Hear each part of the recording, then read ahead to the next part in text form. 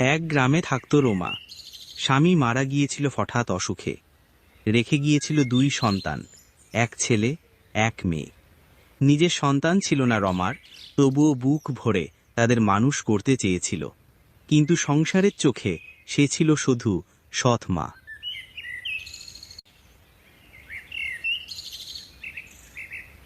খোকা, খুকি, আমি তোদের জন্য কত কষ্ট করি, নিজের মুখে না তুলে তোদের খাইয়ে দিই, তবুও তোরা আমায় মা বলে ডাকিস না কেন?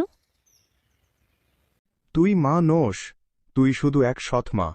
আমাদের মা হলে বাবা মৃত্যুর পর তুইও মরে যেতি। আমাদের আসল মা আছেন আকাশে। তুই শুধু বাবার ঘরে এসে জায়গা নিয়েছিস।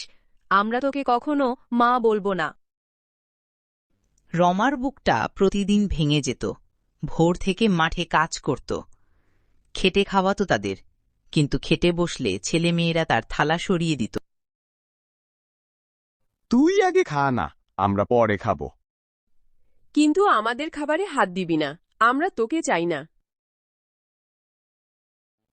ঠিক আছে মা, তোমরা খাও, আমার ক্ষুদে লাগেনি।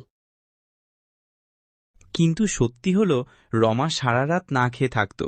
একদিন অতিরিক্ত পরিশ্রম আর অভুক্ত থেকে সে অসুস্থ হয়ে পড়ল।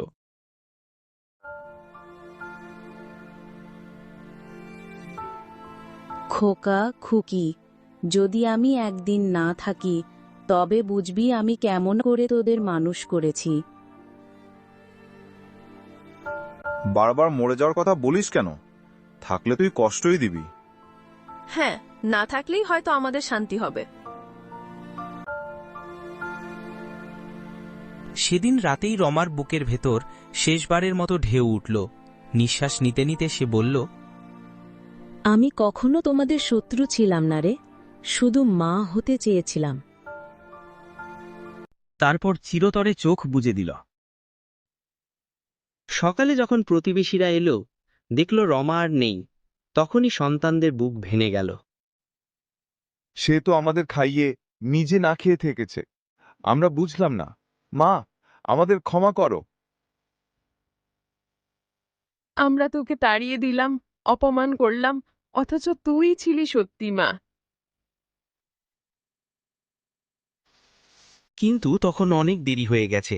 সৎ মায়ের কষ্ট শেষ হলেও তার চোখের জল বেঁচে রইল সন্তানের হৃদয়ে আজীবন অপরাধ বোধ হয়ে।